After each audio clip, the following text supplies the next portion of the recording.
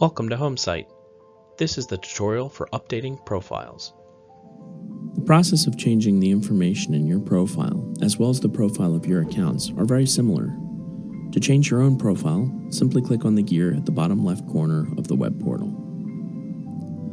From here, you can change your password at the top of the screen. You also have the ability to change your first name, last name, language, units of measurement, postal code, time zone, your role, and you can even change your profile picture by clicking the pencil here.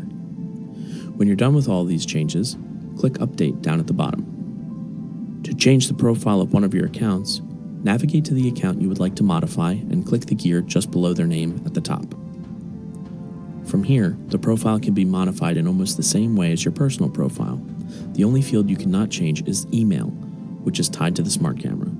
Just as before, when you're done, click Update.